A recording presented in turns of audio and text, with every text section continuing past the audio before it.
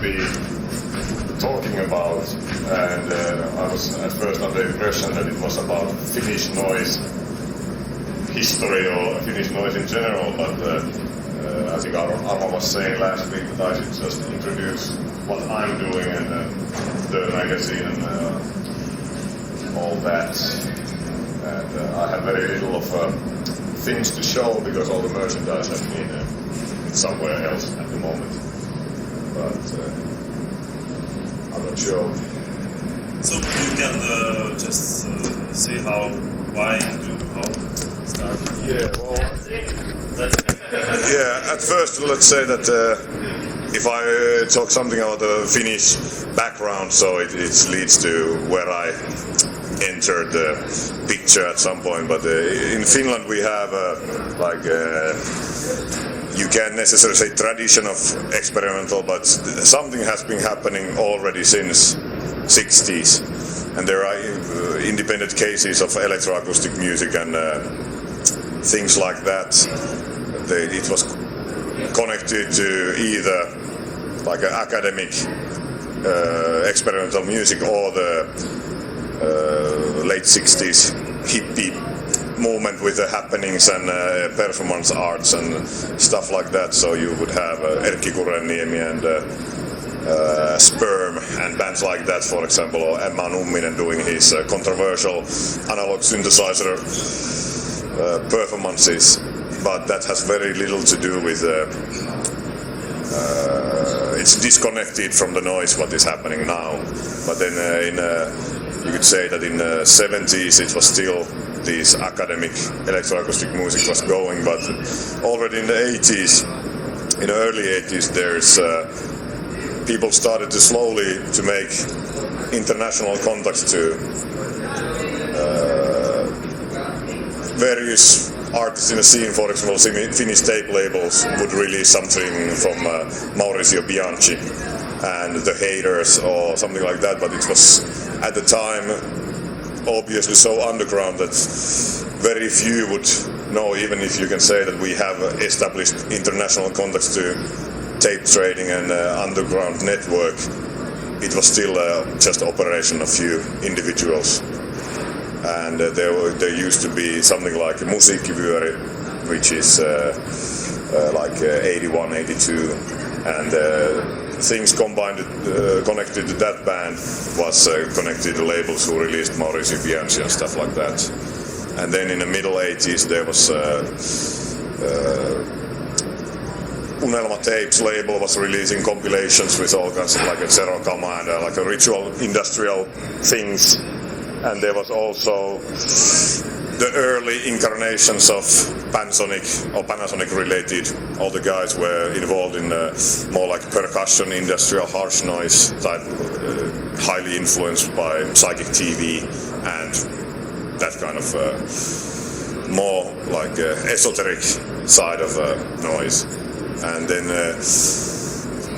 it was turn of the 90s and like 80s and 90s when finally there more of these you could say metal or punk people got some clue that there is something to be explored within noise and industrial, that there started to emerge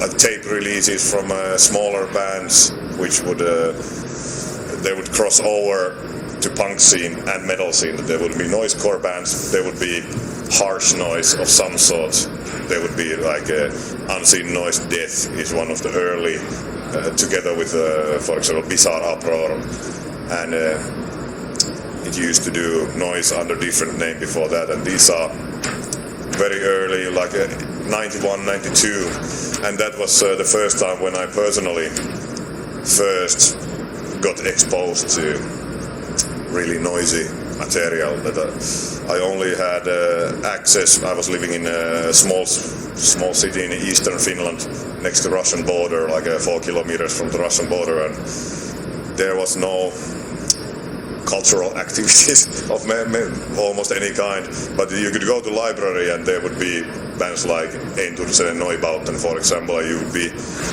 very curious about like shopping carts being contact mic'd and it was when you found those records by accident, it was very mind-opening experience, and little by little you could expose these other individuals around Finland who would advertise in certain magazines, and you would anyone who would mention noise or noisecore or pretend to be somehow transgressive, you would be immediately drawn into getting all the material. So it was basically in '92 when I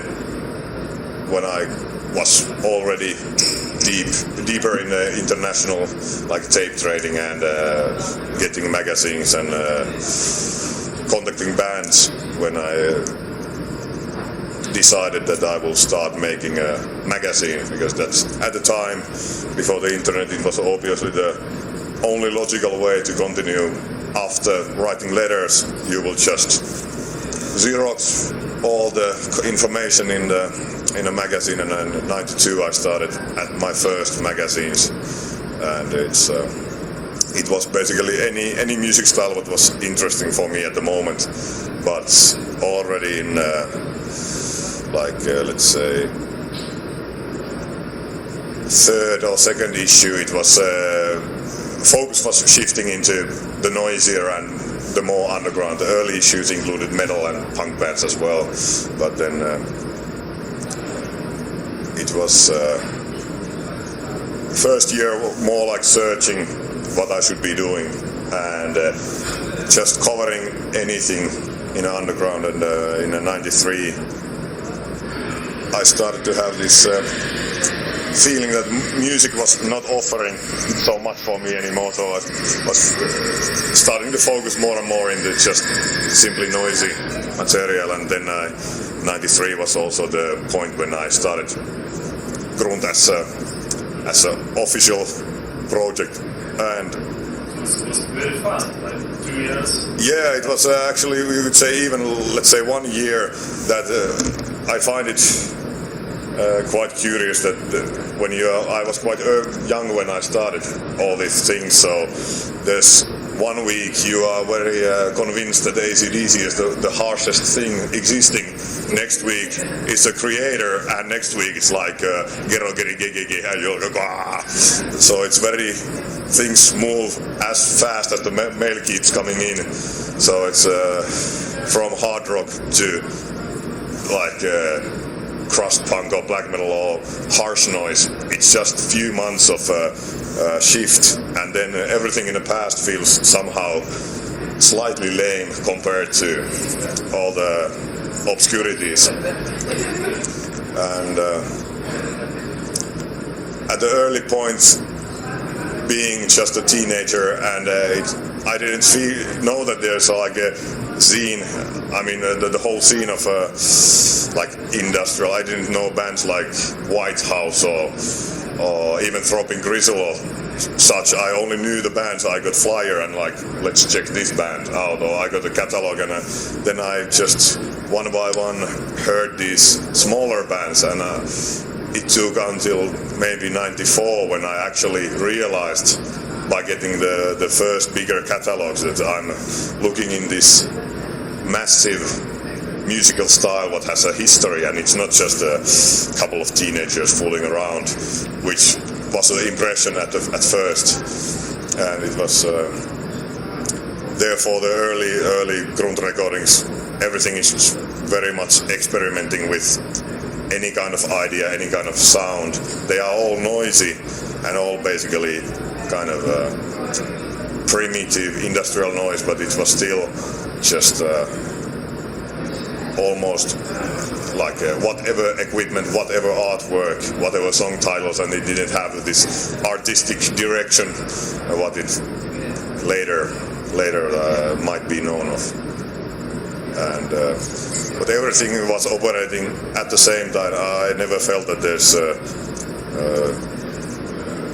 you can focus on one thing. So when you were interested in some music style, you went full on to have a magazine, band, label, distribution, and later organizing live shows. And this this is basically the method that has been my way since I was like 15. So if I'm into something, I usually everything. It's all activities or all angles will be covered because it would seem to be not enough if I would just be maker. I need to be also listener and a fanatic and collector and a publisher and a distributor, and only when every aspect is covered, then finally it seems to be worth of doing. So and then you understand that you can't do that all these things later. Well, I think at least I don't know if I have understood that, but at least I keep trying to do everything. And that basically leads to like this newer situation. There's obviously like 20 years of history of Grunt as a project, so even that alone would be like a quite long piece to explain. But every move is always being basically repeating some past attempt to simply make it better. So when I originally started in '92 to make magazines, then I did under different names. I have published maybe close to, I would say, something between 50 and 100 magazines by myself and contributed to a lot of others. And most of them might not be known by like international people. Some of them were in Finnish and some of them were in the times when people were not either active or they are just before internet time, so they have not been documented so well. But after Freak Animal, or after Nyctophobia, basically Freak Animal, and after Freak Animal, we did this Degenerate magazine. And every time was like when I completed Freak Animal number 11, I was quite sure that this is about the best magazine I can make under these conditions. And then I make one more issue which was very lame compared to the previous, because number 11 was like full-size offset printed magazine with a CD print run of like I don't know, 600 copies or something like that, and the next one was like small A5 with just a couple of interviews, and I ran out of energy at that point and just did this like a last thing before it gets old. And then I had a couple of years break, but then we just met with this Jukka from Chaos Control label and decided that the world needs one more industrial magazine, and we decided to start Degenerate magazine, and it was also quite big profile. At the best, I think something like 700 copies was printed, and every issue sold out very quickly. So we did 4 magazines, basically one each year, I think. And at that time, then Jukka was starting to lose his energy on doing this, and after that we stopped that magazine. But then I started to contribute to other international noise magazines, but then I simply noticed that unless you do it by yourself, it never gets done. So there's so many magazines that I wrote something and they never came out, or they came 2 years later. So then I finally decided that now it's time to start the special interest magazine, which is the latest thing what has been going on for a few years. And it seems to be, at the moment, I don't see that it would be ending anytime soon. You think so? Yeah, I mean, I don't think it will. So it should be continuing in a current shape for quite long. If it's at least at the moment, I haven't felt to be burdened by the work like I did with some other magazines. I think the internet has made it so easy to communicate that it's no more such a task to make a magazine as it used to be. But it's the magazine basically covers every aspect of like industrial or noisy or power electronics and connected experimental stuff, what is close to my personal taste. So it's it is also a kind of a selfish project that I mostly cover the bands I personally enjoy and like, and it's a similar approach, almost like my label. That label is much more strict in terms of style and presentation than the magazine, but it has a similar way that I'm primarily interested in just satisfying my own needs or own tastes, and all the other is secondary goals. And let's see.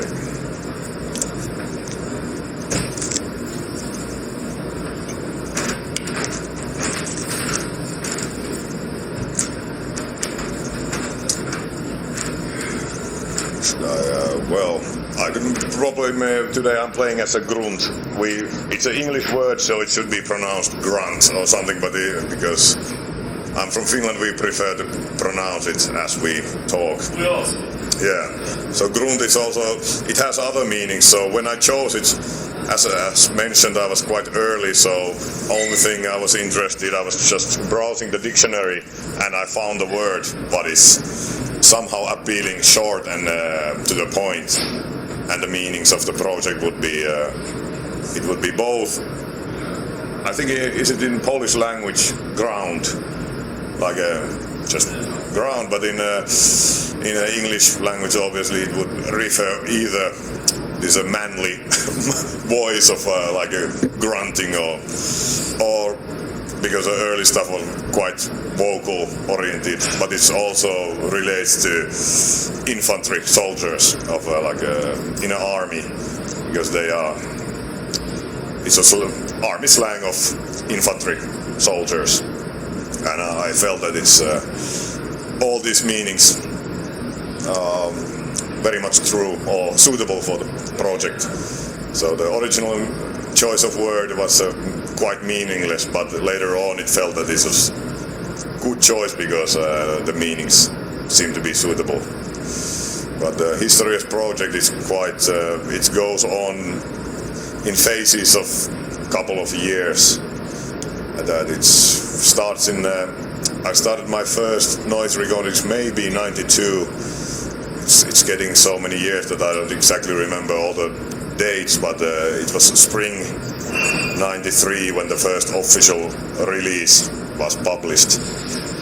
And first two releases are very embarrassing in quality, because I had no idea how to make noise. I only knew that noise exists and some people can make it, but I didn't have any equipment or ideas how to actually make it. So first two tapes are quite low quality, but already the third one from autumn of '93, it's at least on a theoretical level, it has many similarities to later works. But it's '94, the band started to take the more ambitious and more experimental angle that I actually knew what I was doing and what I wanted to make. And you had other members? No, there are a couple of occasions when I had help from somebody, but those were quite insignificant role. So it was only. All those cases were related to situation when I needed to record vocals on somebody's rehearsal space, because it would be awkward to make vocals in like apartment or in your own room. Then going to somebody's rehearsal space, you would have these couple of guys hanging out, and you could maybe incorporate them to do something. So I have a couple of tracks where some people are doing, for example, guest vocals or something like that. There's a guy who later has been known from Will Over Matter or Ride for Revenge bands. He was in some of the like 94 Grunt recordings simply because he happened to be on the same room when I was doing the vocals. So, but it's mostly you would say 100% my own ideas and own sounds since the beginning. But I think 95 was I joined a band called Temple of Tiermes, which is this kind of obscure industrial or esoteric droning stuff. And when I was a member in that group, I got access to different equipment, but I didn't have myself, so it suddenly moved the sound of Grunt to be much more focused on effects than the ideas, and there are some, I could say that that's one of the few eras that I think that are weaker, because being excited about something like delay pedal might be leading to very simple solutions, and early days was much more interesting because I had nothing, so I would need to come up with something by myself instead of factory built effects. But it was like 95, 96 when I was highly influenced by the Japanese noise, that I was under impression that including lyrics or some sort of content would be harmful for pure noise experience. Because when I started, I was more like into having the song titles and lyrics what would have a social or political meaning of some sort, and then for a short time I rejected all the content for sake of music. But then it was something like 97 when I felt that music alone is not enough to express like human emotions or ideas. So that is the moment when most people who know Grunt as a project, they usually know it's the work's done after 97 or 98. So that's when the style started to shift back towards the more like European power electronics with still a noisy and sometimes experimental angle, but there was much more focus on content, lyrics, and artwork. And that approach went until maybe late 90s, like 2-3 years, when I did this very specific kind of stuff, when I decided that I will move again towards more improvised, more free form, like making live recordings in rehearsal space with amplifiers to create more violent, noisy sound and not to be so composed in everything. But in these years like 99, 2000, for reason or another, I started to create all the side projects of different types, and when something like Clinic of Torture was making this improvised loud PA recordings, it felt unnecessary for Grunt to be making the exactly same stuff. And when Nickel 12 was started, and it was more synthesizer and oscillating stuff, then I felt that I don't need synthesizers for Grunt material, because otherwise it will be just repeating the same sounds and same ideas. So expanding the amount of projects. Also, I was at that time like 90s, 98. I think we started Pain Nail, which is more like industrial percussion combined with power electronics. So then I felt that there's no need to be so rhythmic with a grunt because Pain Nail had this heavy test department type of element in it. So all this other project would start to influence what is Grunt doing, because I didn't want to repeat all the same things. And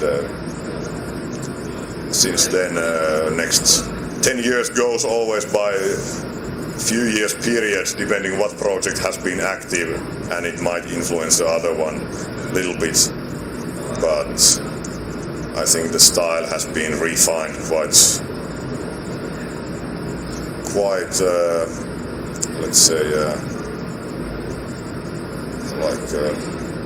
focused in a certain way that it combines wide range of elements from harsh noise to electroacoustic to like a typical power electronics to more things like field recordings and even normal instruments or some musical patterns. And I think it's just at the moment has reached a kind of a culmination point that it's finally something that I'm very happy to say that it could be somehow timeless. Most of the early times you can connect to certain movement in the scene or certain era happening in music, but I think the older it gets, the more independent it's in terms of the sound or content. But I have never had any goals or interest to try to make it like popular or something. I have never been touring much or crossing over to anywhere else than quite narrow music style of the European power electronics or the international noise scene. So it is fairly small project still because it doesn't have any appeal among other styles of like academic music or it doesn't have the aesthetics that it would be very welcomed in metal or punk, unlike like a black noise or something like that. So I have been it has been also conscious move that I find it the best to find their own way of making this project. And then the label Freak Animal is I started in '94, and you could say that when you look the Grunt as a band and the Freak Animal as a label, most of the developments follow very similar ways. That the early days was very much whatever felt like. If I heard good band, I might invite them for the release and make split releases of bands which have very little in common. Only common thing would be interest in noise and that they happen to be in touch. And I would be, for example, making splits releases with K2 and Capote Musik or Macronynfa or Aube. Bands like from so wide range of Olavhol for like Finnish electro-pop band, which would be simply because I was friends with the guys and they seemed to be, they were good people and we were all short of money, so co-releasing something together would be the only option to go.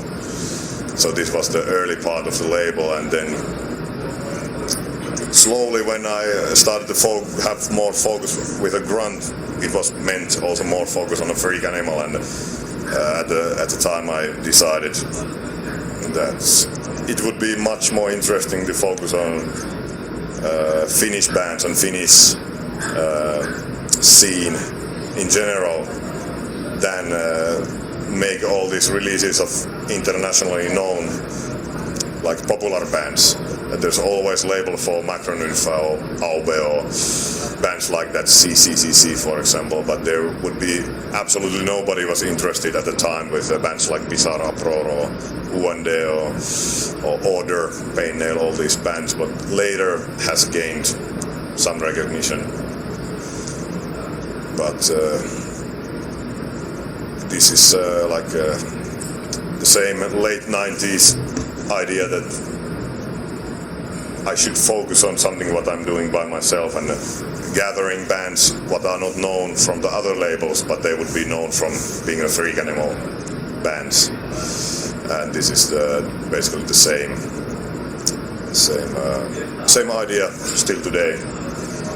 And at that time I also felt that it was very highly important that I personally know every artist who I release.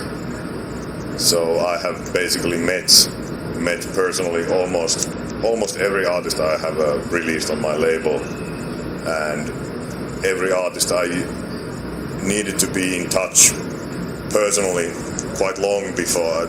I have never released stuff based on, for example, promotional CDRs or something like that. If somebody sends me a link of a song that check out this, I usually check it out, but that has never been the case when I actually sign unknown people on the label. And it has mostly to do with the idea that still today I find it very hard to imagine that there's actually people who listen noise, that even if you listen noise yourself every day, like all the time. So basically I have listened non-stop noise for 20 years at least, but I have still hard to understand who actually are the other people in the world who are listening noise. So yeah. So then I know that there are a lot of artists who don't listen noise and who don't actually care about other artists. So I felt that always as a very annoying element in noise that somebody would just be there to make something and gain something, that they have very little interest to what other people are doing, and very insincere attitude towards noise, that they relate more as an artist, not as a fanatic or fan of noise. So I felt it was always mandatory to get personally to know the people, that they are actually honest with creating noise. So it's not enough to just get a CDR. So for the label, and one function of the magazine as well, when you interview somebody, you might find out if they are they making career as an artist, or are they noise fanatics making what is their a passion and utmost desire to do. And that are the kind of bands what I believe are making the best sound. So this is when you focus on that kind of people, then you usually end up getting some of the best noisemakers on a label. So it's very practical way, but also create a situation that I don't have to be disappointed with any of my past releases. That I think there's no personal falling downs between artist and the label, or misunderstandings when we are, at least on some level, personal friends with almost every artist. And that's basically covers the label, magazine and band, but then connected to the whole this idea of supporting Finnish scene, or supporting the good guys who appear to be somehow inspiring to me personally. I first organized my first own noise show in '98, and it was Death Squad from USA, but at that time, especially at the time, was highly inspiring to me personally. And it was one of the very early noise shows in Finland in this more power electronics approach. That there had been obviously other shows, but not of this style. And it's after that, between a few years, there was in Finland only noise shows happening basically once a year, or once in 2 years maybe, something like that, until finally somewhere in I would guess 2005 was already a situation when there was a different organizations having active live noise happening in Finland, but we also felt that there's a lack of this very underground, uncommercial noise, and we decided to create this collective of Suomi Industrial Chaos Collective, and then under this name the idea was that we just organize mostly shows in private places like rehearsal spaces or warehouses and places like that, and because there are many people involved, everybody chips in few euros, and then we can pay artists to travel to Finland, and nobody gets profit, but nobody loses a lot of money either. And this since then, I can't remember how many shows there has been, but there has been quite a lot of shows and quite a lot of bands and audiences between, let's say, 20 to 100, most likely in these collective events. And it has had I would say, quite important role in Finland to creating this collective spirit, because otherwise, if there would be no noise shows, it would be most likely just individuals living in different towns making their own stuff, but having some excuse to meet and see good noise stuff. It has been worth investing money and energy, even if theoretically the audience is small, but then when you realize that most of the noise releases hardly reach more than 100 people, then you realize that the live show as a happening has a very crucial role in noise, that it gathers often more people than actually listen normal noise release, and even might be more people than own some of the the whole noise defining classic releases. Might be very small pressings, but normal noise show might have about same amount of people as are the fanatics who appreciate some cult noise album. So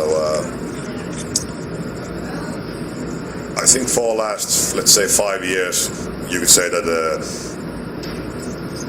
it basically goes to whole Scandinavia that the style has been living some kind of uprise, that there has been a lot of activity, a lot of new bands and new labels, but also in Finland it's very good to notice that there's youngsters are finally getting in, and there are people in the early 20s and they are starting labels and starting to organize shows, and you could say that it's very easy to see that they are taking example from like a more established Finnish labels and bands, but they are still at least potentially creating something interesting in the future.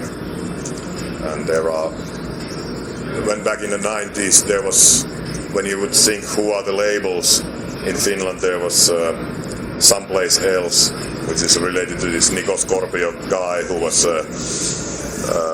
releasing this small, maybe ambient and somehow eccentric industrial recordings. And then there's Chaos Control, who released mostly international bands like Operation Clean Sweep, Roitov, and some Finnish bands like Temple of Tiermes or NEM.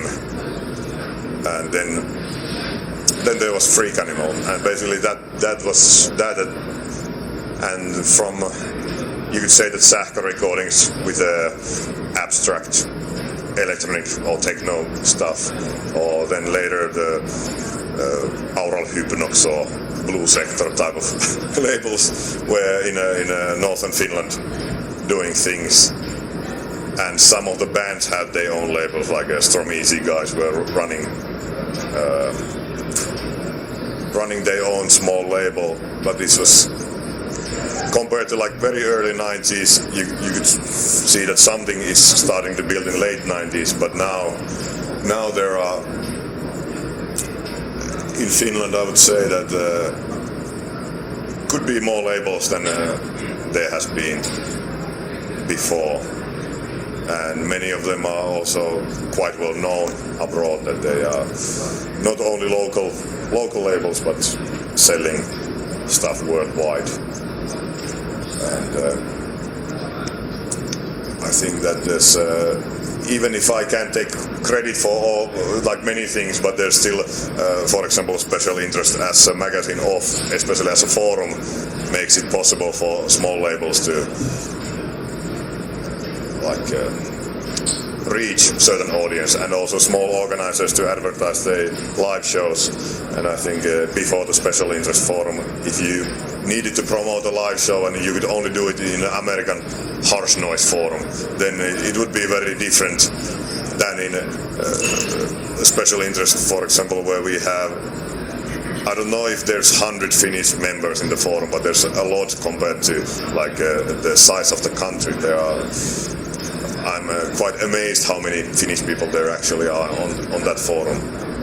So simply putting little bit effort has created quite a lot happening in Finland, even if in many cases I'm more like just letting things happen, so I don't need to necessarily take part of many of these organizations, but creating the possibility, and then something has been happening.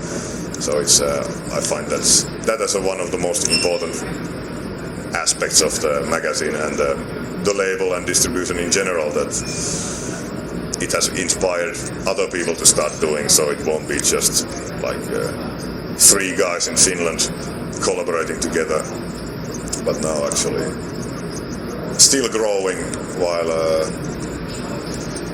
every year we seem to have some new bands, new projects coming, and almost every live show you also see some new faces. What used to be unheard phenomena at some point that and in some countries especially, when you went to England, for example, you would recognize all the faces in a show in the leads, and it felt that the age of the group is getting somewhere between 40 and 50 years old guys who have been since 80s on all these shows, but there's nobody new.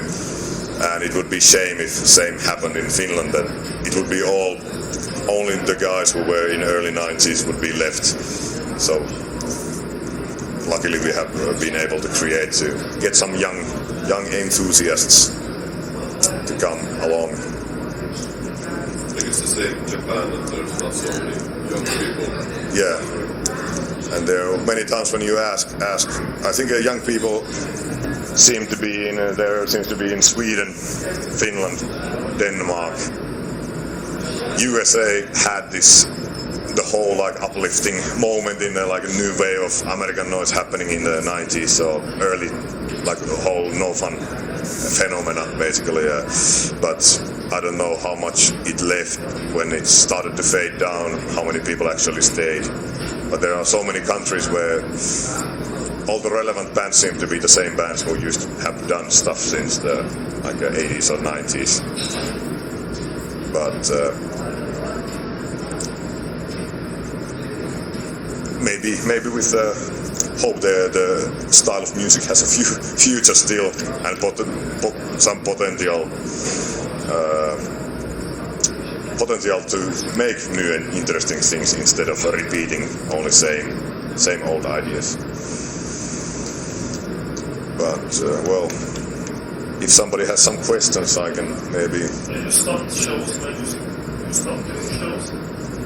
As a band or as an organizer? Not really, but it has been just a situation that I'm more as a assisting guy.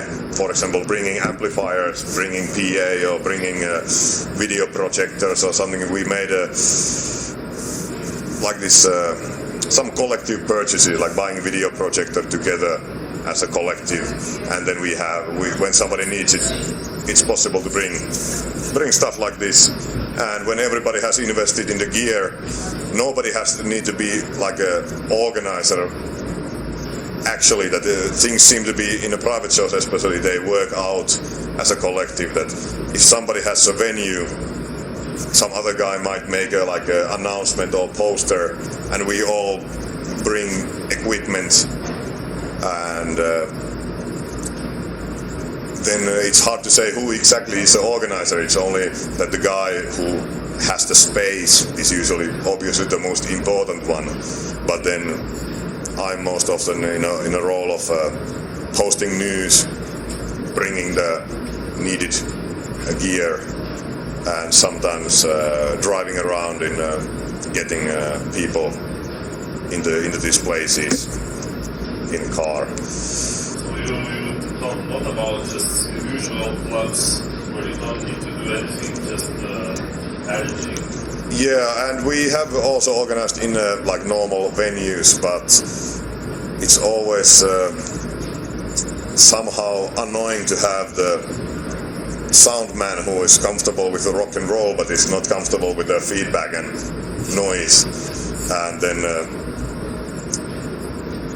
kind of expectations that how many people you would need to be in that the club would be happy for you to organize something next time. If you have just 35 people and nobody's buying beer, then they are quite sure that it's not economically good to let these guys organize something next time. But in a private space, 35 people can be an excellent evening, and everybody can bring their own drinks and all that. So it's much more loose and relaxed feeling on a private evening, and also that in private gigs there has been more rough live shows happening than in public spaces, that you don't have to think about consequences necessary, what kind of videos you are showing or what is happening on stage. So there has been quite nasty live shows in some of the private parties. So is it true that you have 3 versions of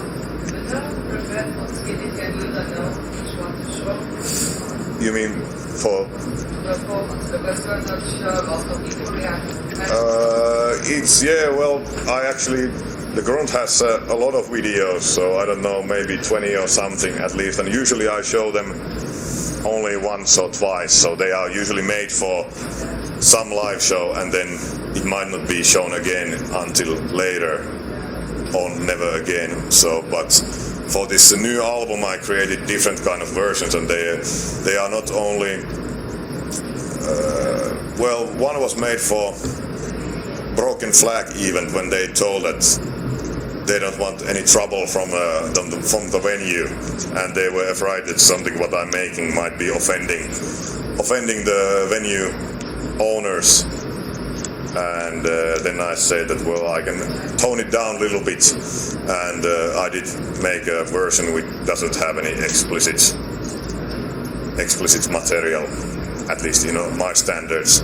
But then I had different versions, but it's also connected to different lyrics or different themes on the album, that it can be chosen also based on not is it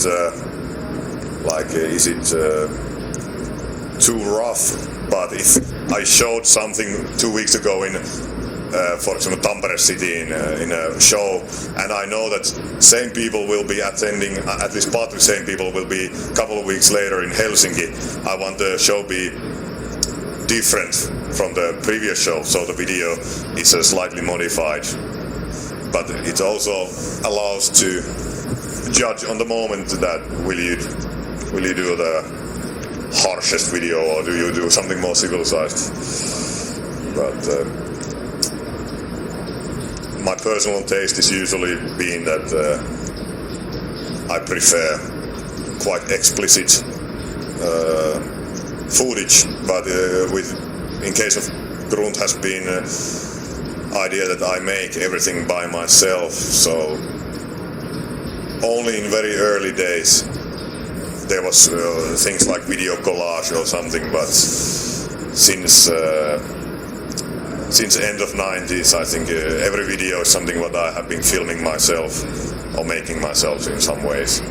So it's also important that it's self-made and not just that you will gather some horrors of the world and show them, but it's something what is really connected to the band's ideas.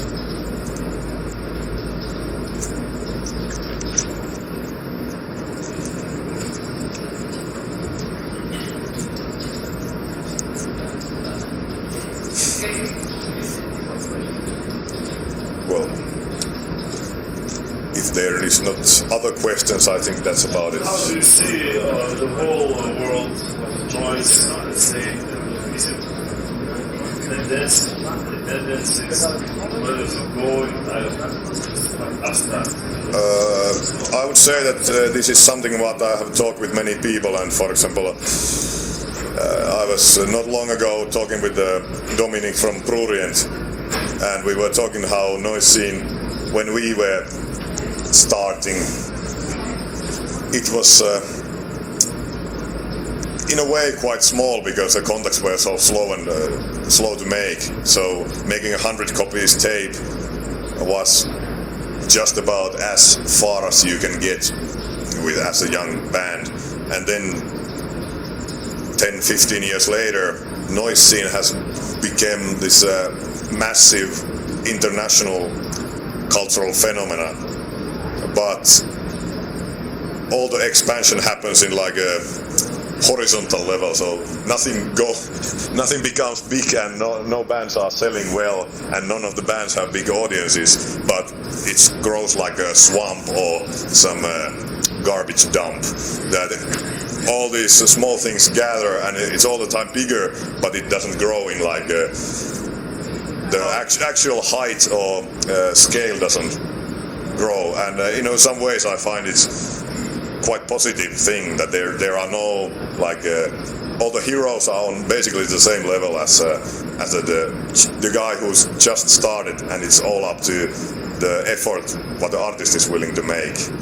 That's many times all these legendary bands, when they make a release, it sells just about the same as the guy who just made his first release.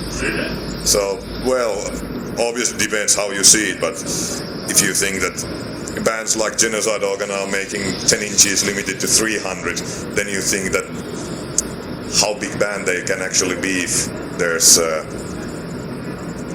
just like almost anybody making tape or CD out of 100, which is almost like 30% of the highest of the hierarchy. So, or something like when White House plays live and plays live in somewhere in England. I think it was when they had actual like a show promoter, and they appear in pages of Wire, and then they played in somewhere in Manchester for 30 people. So it makes it very curious situation that the pioneers and the legends in many ways can't be any higher than anybody else. So only way would be the artist's own interest to establish contacts and just push his way forward. So it relies on just motivation of artist himself, basically. But I think noise might be, I don't know if it's heading anywhere, but this is just a situation that there's no very strong economic reward for anybody, so it might be only interesting for those people who are actually interested in noise. So all the labels who might have done it for sake of being able to make some income, they have very little possibilities these days to operate. So in some ways I find it also very good that now you need to be somehow careful also what kind of stuff you are putting out, because there's so much stuff available that you need to be sure that it is somehow, at least in your own opinion, some of the very best what is happening at the moment. And I don't think that was the situation 10 or 15 years ago, when you could almost sell any noise. If you said, for example, noise from Japan, and it would be just like moving CDs easily.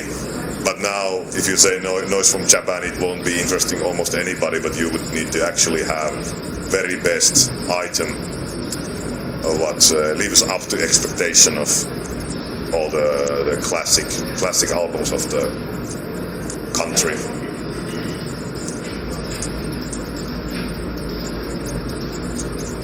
Do you think there is any chance for noise scene to be commercialized? First of all, for that there is related to the organizational levels, the vertical integration, stuff like that. But there is all the time related with the mass production.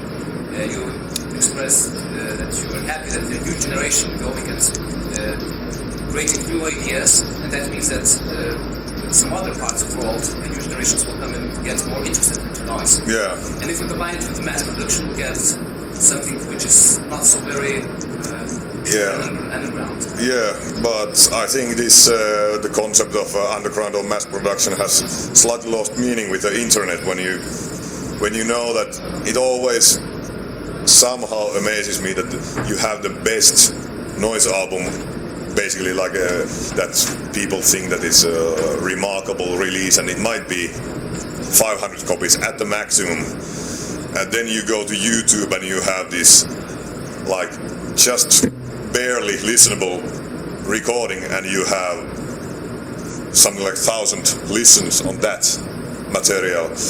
And when you start to observe like play times of different like SoundCloud or Bandcamp, and in some ways it might give you this idea that the whole releasing of noise is obsolete because people are, the statistics seem to be very clear that people are listening online so much of stuff, and you can get much more listeners simply by uploading track to be heard on Bandcamp or something like that.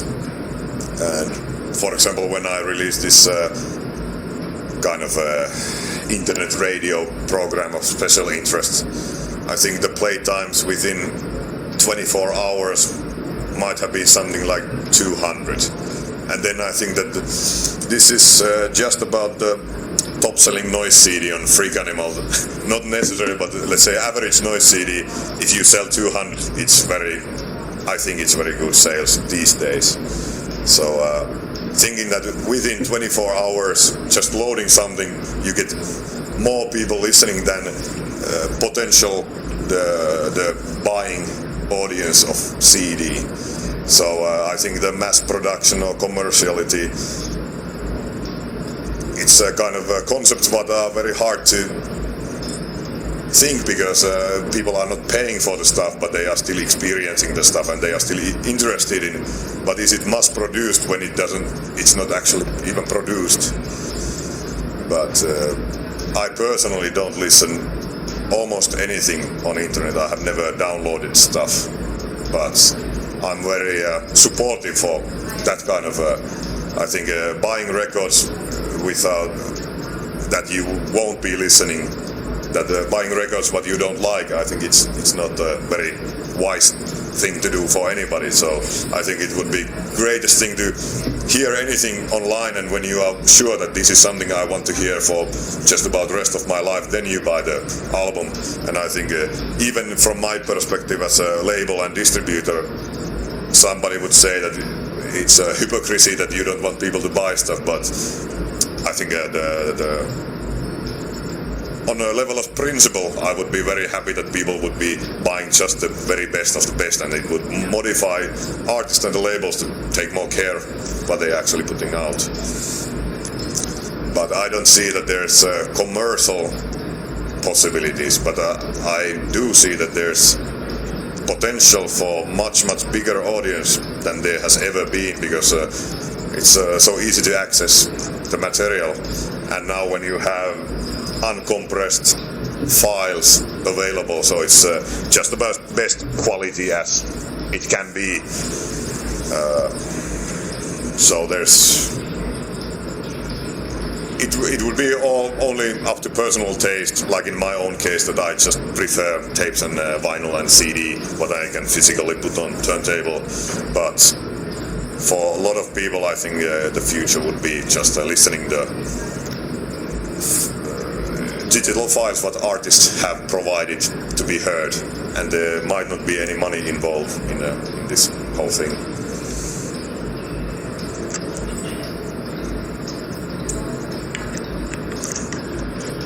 But it's also somehow unfortunate that because on a personal level I enjoy so much of a printed magazine and the physical object, that when the whole physical object becomes obsolete, that there simply is not enough buying audience. Making a vinyl LP is such an expensive thing to do that you simply can't do it unless you are willing to sacrifice money and just stash all the unsold copies under your bed.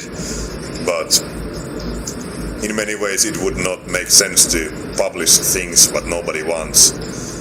So that's obviously one reason why I would prefer that there's always enough of like the scene of physical noise objects would be big enough to make it possible for labels to exist.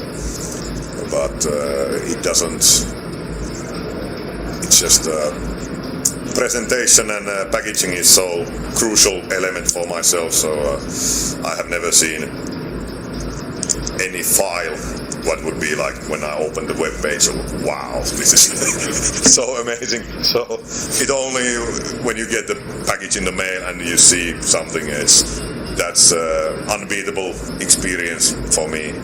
And especially the personal touch with the artist, for example, that you had to make the effort to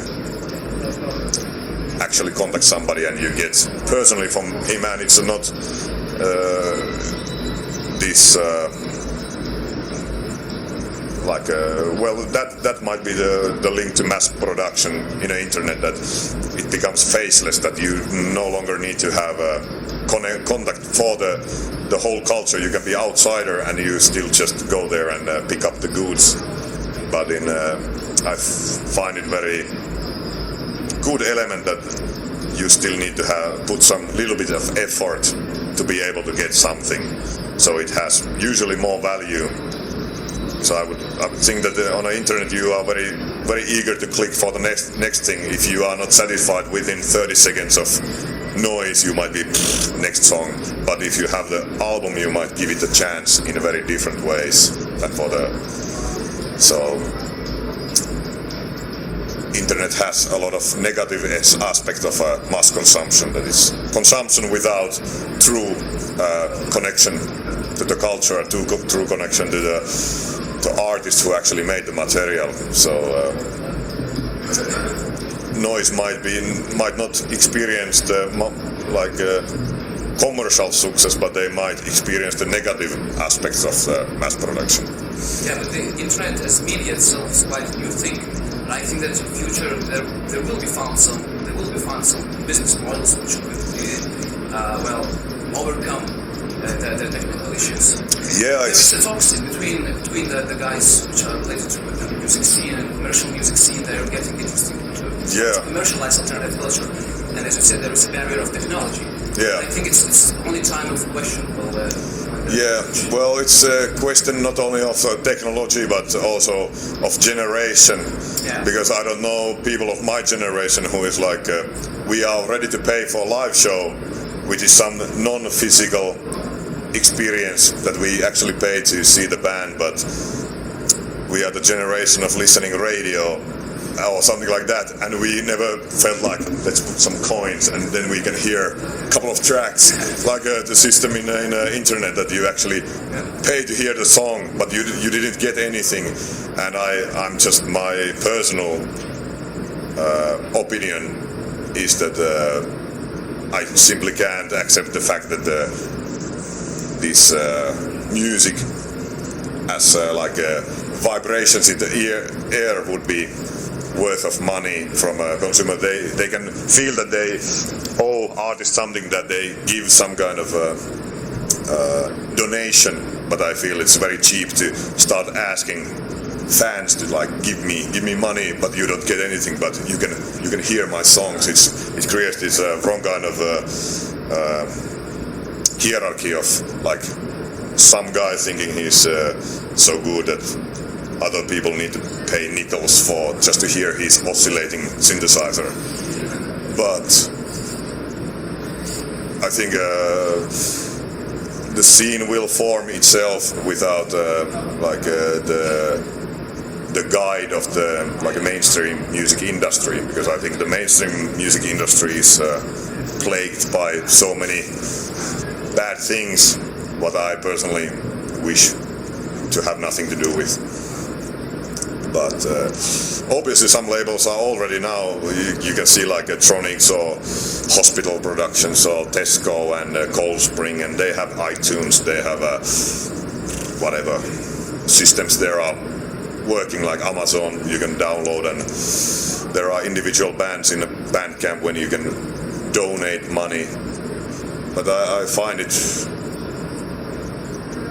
somehow disgusting element in a noise that you don't offer anybody like almost anything, but you still are demanding like financial reward, because I come from the style of underground when your only passion was that people could hear your material, and you went into such a massive effort to just like buy blank tapes with all the money you could gather, and then I was working as a bouncer in the discos when I was younger, just to like have money to release something, and then send tapes to all these labels and all these people just to like listen my stuff. And now when we have all these options to have people listening our stuff, it's not anymore that we are putting money to people hear our stuff, but they're like, give me money so you can hear the stuff. So it's a very different situation for me. It's very hard to adjust to this mentality that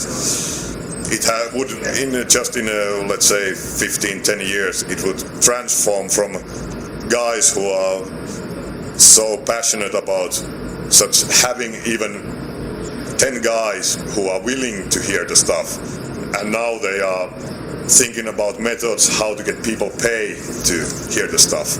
And when this idea infects even the starting artists, that they feel that we are entitled for payment, I think it's a very wrong direction in like this counter culture.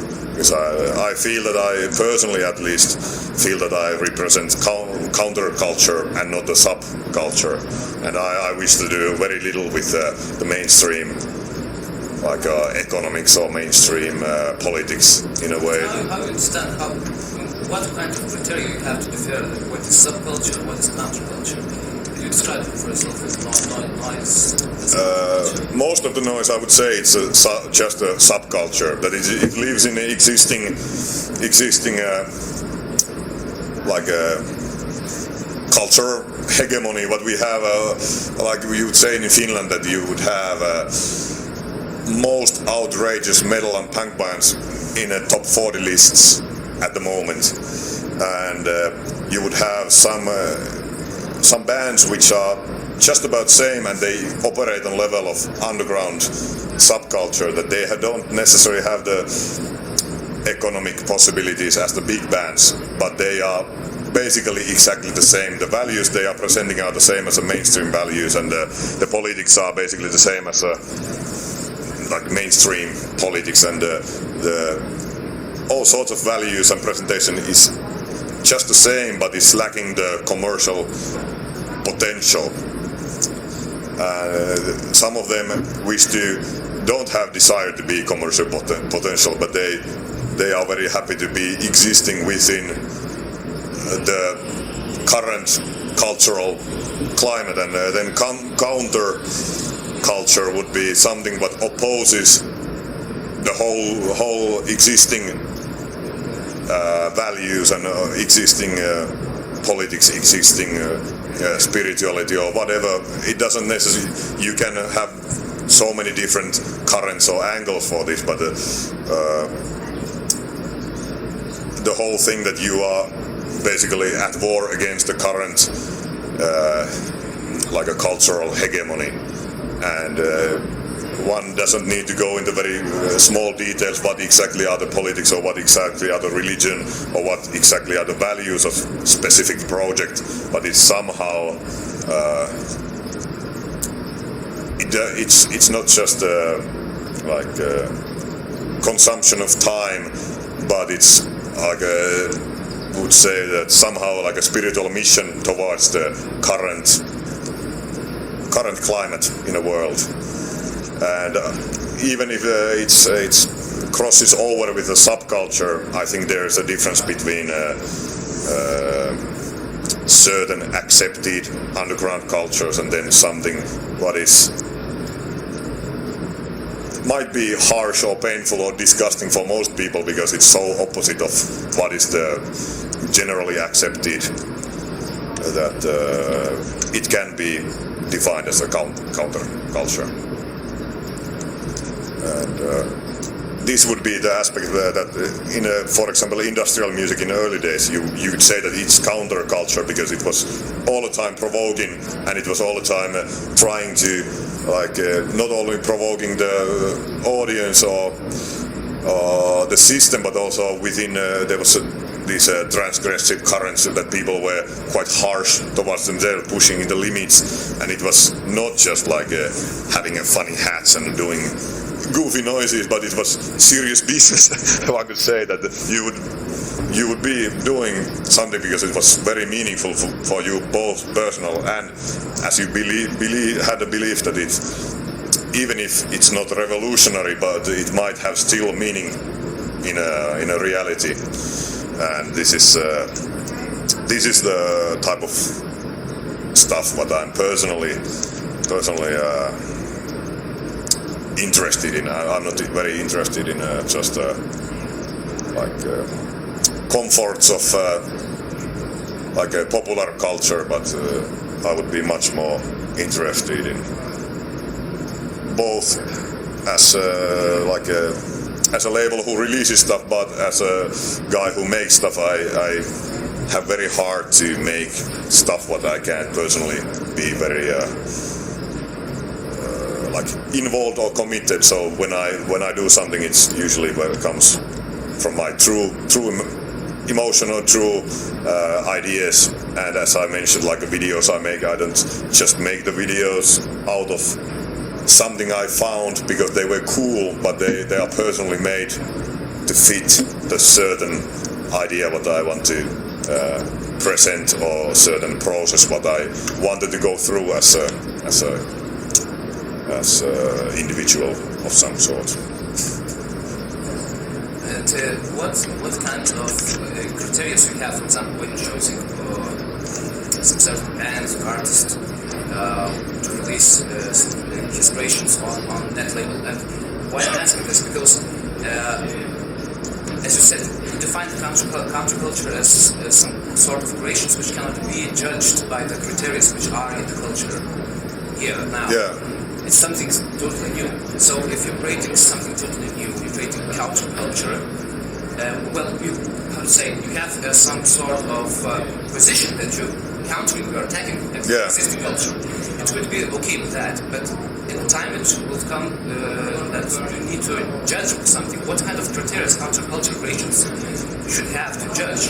It's only related to taste and just like that.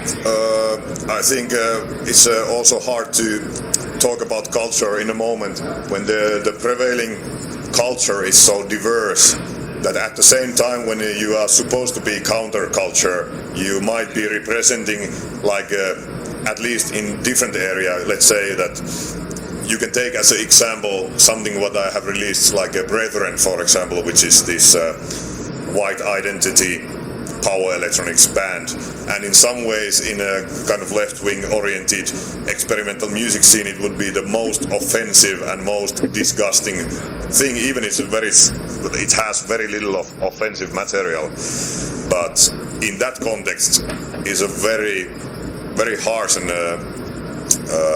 unusual. But when you start to compare it to existing American mainstream politics, you suddenly see that many of the values are very mainstream. So sometimes it is very much distorted by simply of perspective. But in a counterculture, I feel that you also, to achieve something, you might need to like focused mission. That if you want to have some message sent across, there might be a need to think also about the audience. And in case of power electronics, there's very little transgressive in violence in like this very abstract level, or sexual obscenities. It's not very transgressive within power electronics because it's so standard content. But it's still in many ways when you look in the details, it might, at some point it crosses the level from pure entertainment into being kind of counter culture. Like even just simply by like a true emotion or personal involvement, because many times it appears that we live in times when nobody wants to take a firm stand on anything, and everything needs to be defined by irony or sarcasm, and you need to be ready to kind of gate open for defensive move with many bands, and the bands are very eager to start making excuses about their statements, for example. So how to have band who doesn't apologize for their views, for example, I think that's already sign of certain amount of counter-cultural element. But obviously when world is so complex, defining these matters is hard task sometimes, but I think at least on the level of ideal, I'm always more interested in either slightly more thoughtful or simply complete nutcases who are on the mission against the current state of affairs than people who are just fully content and happy with how things are, because I would think that no good art is born out of happiness, basically, that only some sort of misfortune and dissatisfaction will create strong enough emotion to be fuel to create something worthwhile.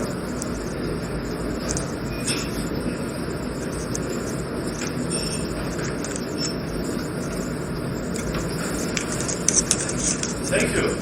Okay, well. Yeah.